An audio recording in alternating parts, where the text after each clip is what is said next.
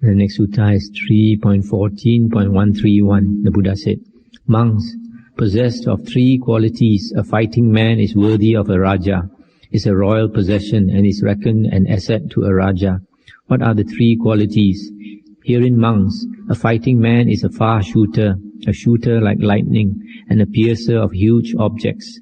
Possessed of these three qualities, a fighting man worthy of a Raja is a royal possession, and is reckoned an asset to a Raja. In like manner, monks, possessed of three qualities, a monk is worthy of respect, of offerings and gifts, of being saluted with clasped hands upraised, a field of merit unsurpassed for the world. What three? In this connection, a monk is a far shooter, a shooter like lightning, a piercer of huge objects. Now, in what way is a monk a far shooter? Herein, whatsoever object, be it past, future or present, personal or external to self, be it gross or subtle, mean or exalted, far or near, every object, in short, that he beholds, he sees it as it really is by right insight thus. This is not mine. This am I not. This is not myself. Whatsoever feeling, be it past, future or present, he feels, he sees it as it really is in like manner by right insight. Whatsoever perception, whatsoever volition, whatsoever consciousness he has, be it past, present or future, personal or external to self, be it gross or subtle, mean or exalted, far or near, everything in short of which he is conscious, he sees as it really is by right insight thus. This is not mine. This is not. This am I not.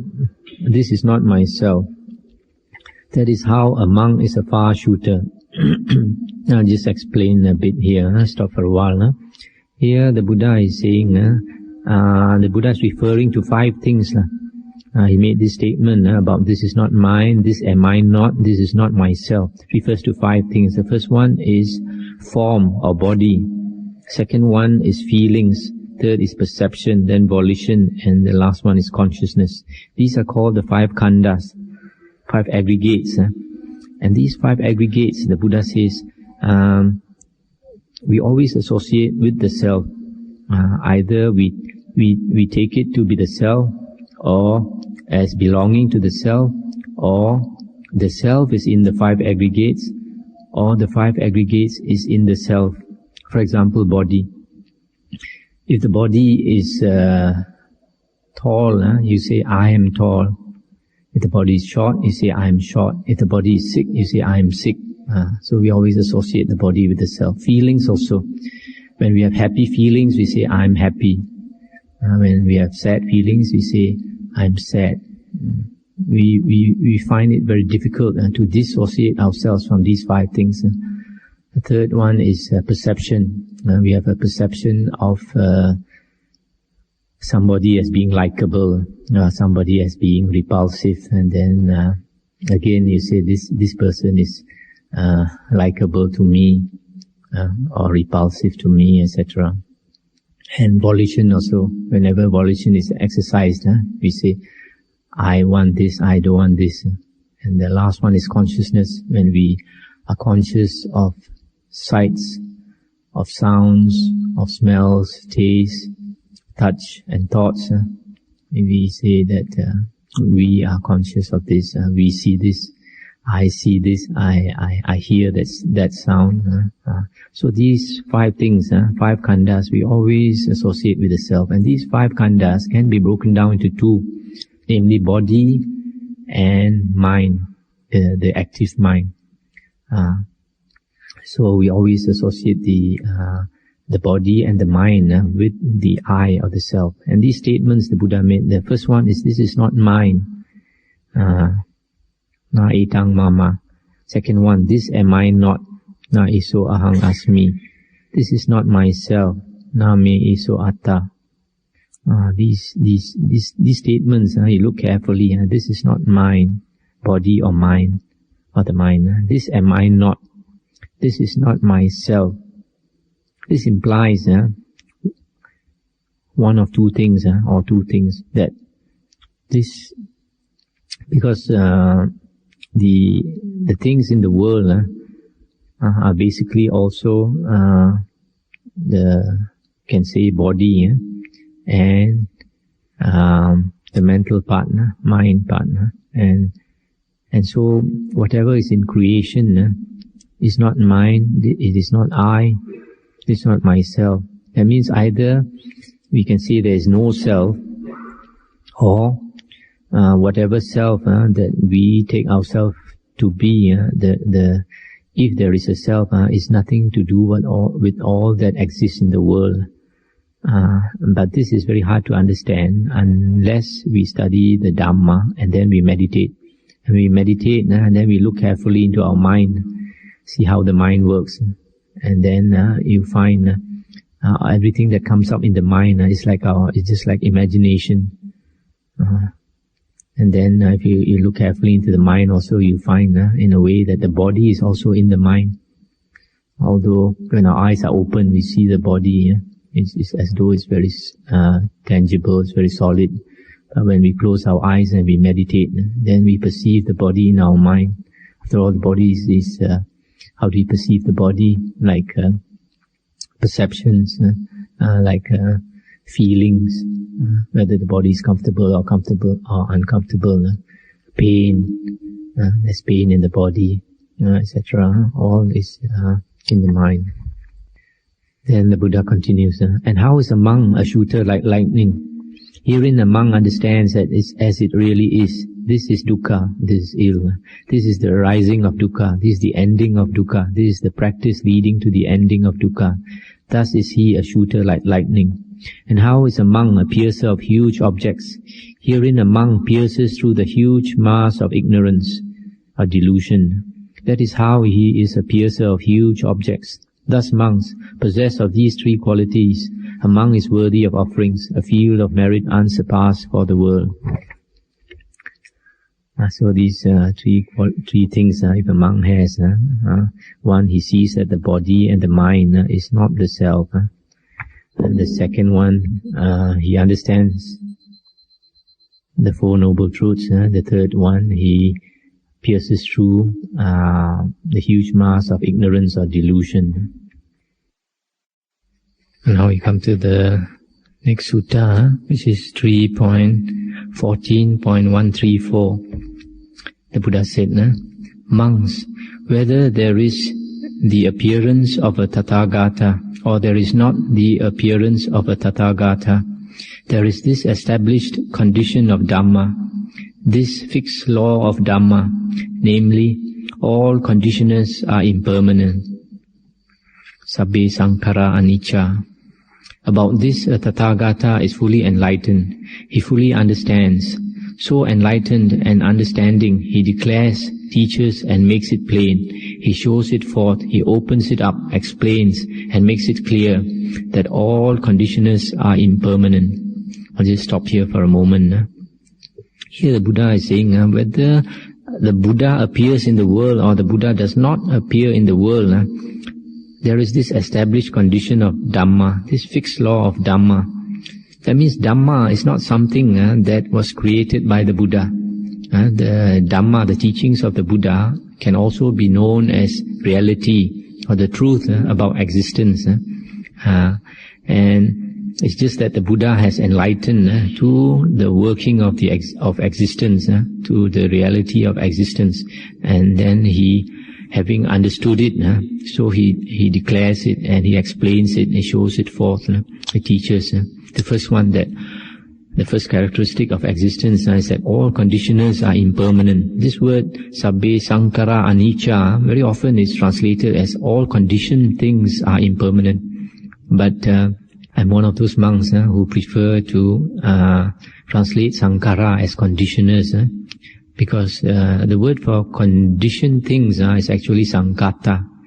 The word for the word sankhara is better translated as conditioners, something that conditions something else. And anything that conditions something else is eventually also a conditioned thing. But then why did the Buddha say that all conditioners are impermanent?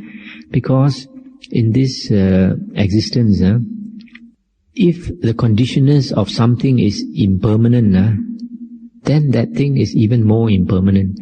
And this is given in one sutta in Majjhima Nikaya number 146, where the Buddha said, for example, that give two examples. I think one is that take a tree. When the sun shines on the tree, it creates a shadow.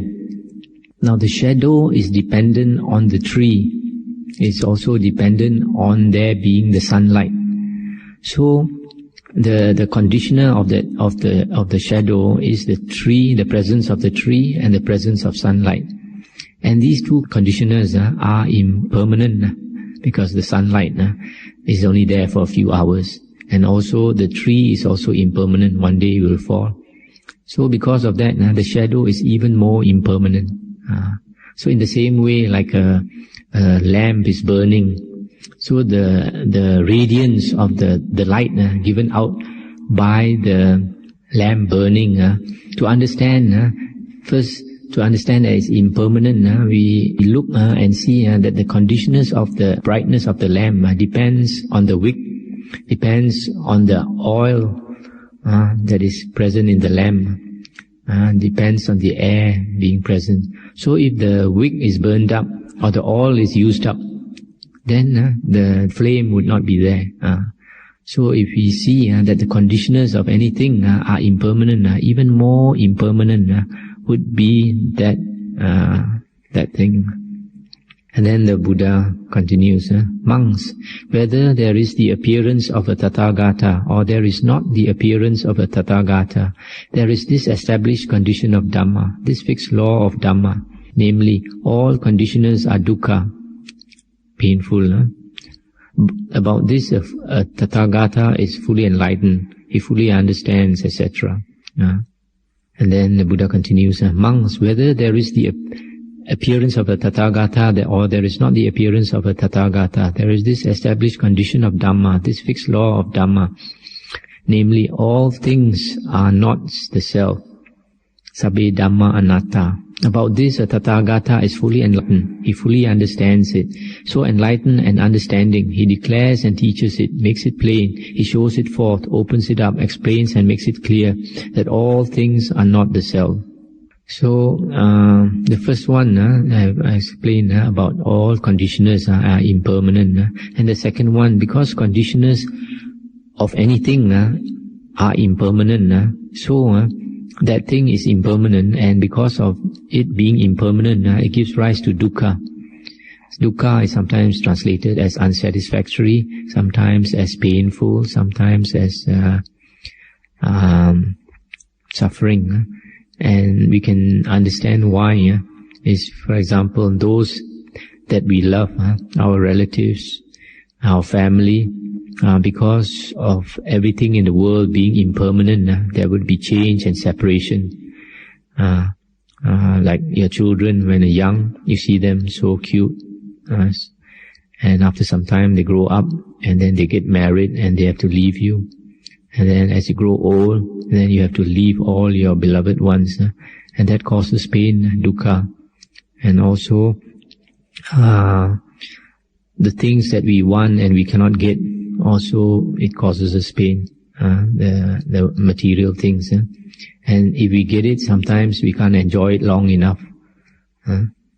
So, the body also gives us pain, and the mind also gives us pain. That's why the Buddha said, in short, the five khandhas that we cling to as the self, associate with the self, gives us pain.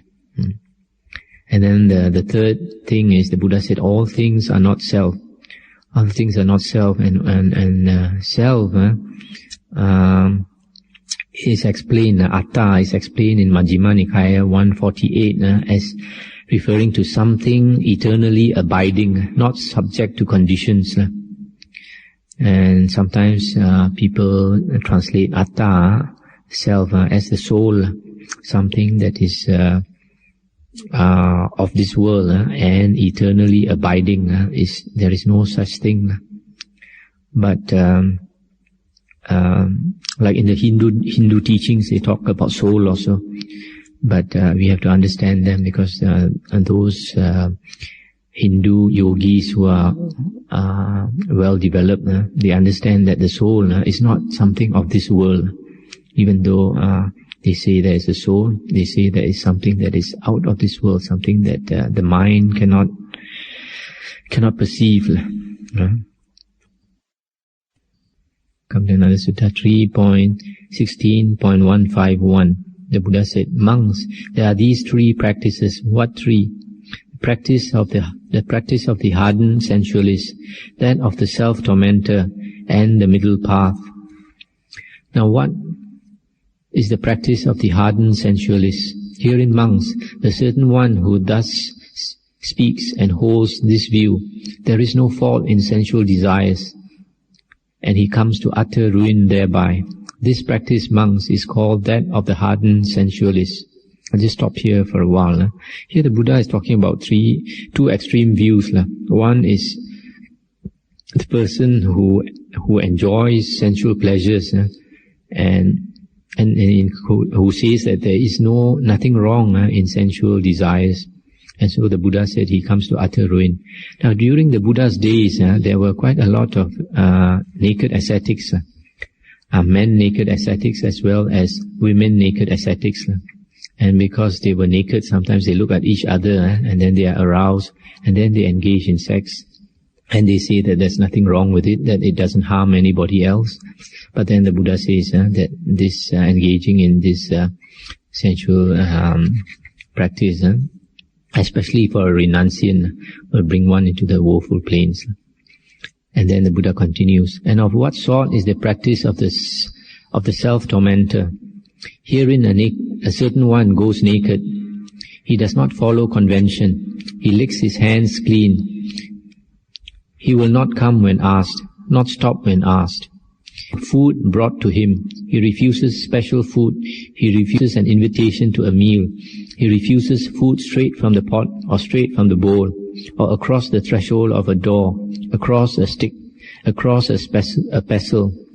He refuses food when a couple are eating, or from a pregnant woman, or from a woman giving suck, or a woman lying with a man. He refuses food from a food distribution center, or where a dog stands by, or where flies are swarming. He eats no fish or flesh, drinks no liquor or intoxicant, not even rice gruel.